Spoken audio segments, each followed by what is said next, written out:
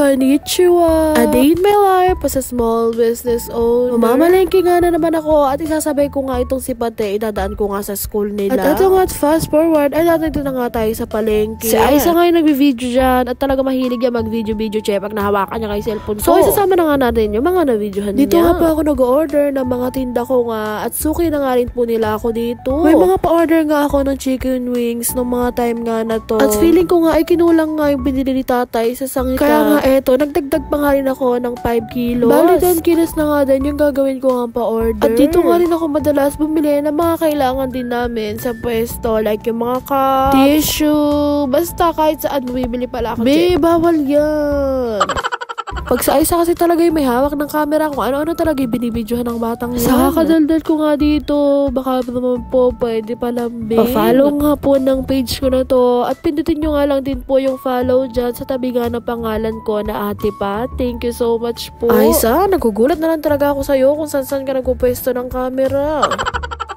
At ito na nga't pauwi na nga rin kami nung mga time na to. Bumili nga lang din kami dito ng Shanghai at gulay sa tabi-tabi at saka palamig. Okay na to, uuwi na nga rin kami after niya. Namimiss ko rin kasi talaga kumain ng lumpiang gulay at lumpiang Shanghai. Nga sa halagang 20 pesos, mabubusog ka na nga rin talaga. Pag maaga kami namamalengke, hindi ako nakakapag-merienda ng ganito. Pag late nga, ayan, dadaan kami dyan kasi dito nga masarap mag-merienda. Fast forward nga, nakauwi na nga rin ako ng bahay. At ito nga yung pa-order namin. Nag-order nga sila dyan ng garlic parmesan na chicken wings, hot silog, fries, at saka nga syempre ang hindi mawawala yung pastil. Wala na nga rin iba. Ito nga naman sila Gwen at sila Micaela, si Aki at si Zaira nga ang aming customer. Ginawa ko na nga rin dyan yung mga pa-order ko nga rin na chicken wings at i-deliver nga rin yan nila Clarice. Ang flavor nga ng chicken wings na ginawa ko dito ay honey garlic at garlic parmesan. Sa mga hindi nga nakakaalam kung ano nga yung mga flavor ng wings na binibenta namin dito, meron nga kaming 5 flavor: honey garlic, salted egg, garlic parmesan, buffalo, at last yung isa nga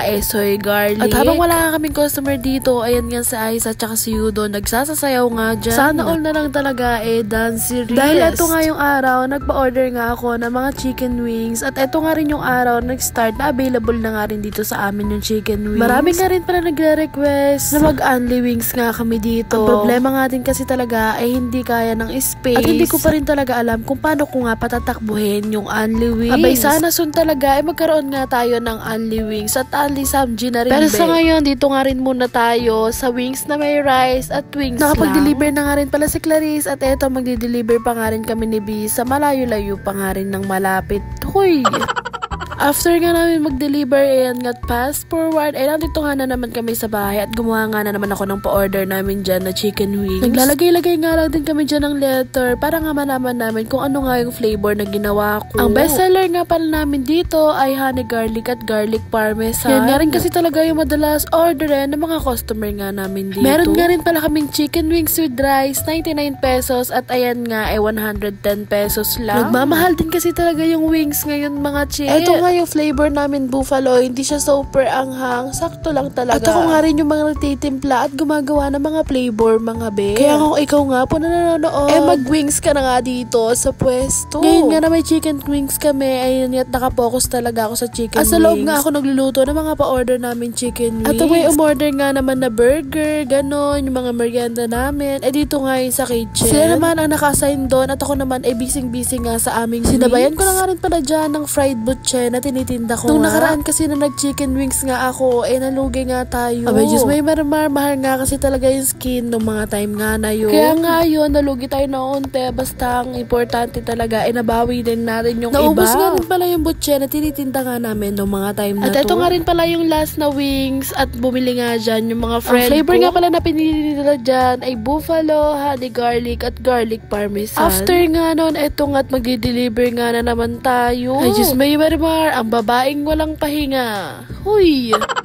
Shoutout nga sa mga customer namin na to at sila na nga rin yung last customer namin dito nung mga araw nga pasara na nga rin kasi talaga kami at gabi na nga din. Hinintay nga din namin sila kumain bago nga rin kami magsara. Abay, maraming salamat nga din po pala sa inyo. Nagpunta nga sila dito, nagdala pa nga rin sila ng kanin nila na extra. Thank you po at nagustuhan nyo po yung luto ni Ate Pat. Ito nga rin pala yung ulam namin nung mga gabing to. Ayan nga't nagluto si tatay ng ginisang ampalaya. Masarap nga yan pag nagluto nga si tatay hindi nga siya masyadong mapait. Sakto lang, kaya nga masarap siya, che. Gusto ko yan. Kakain na nga rin pala kami dito. O siya, paano ba yan? Hanggang dito na nga lang po ulit. Thank you so much po sa inyong lahat. Ingat po kayo palagi.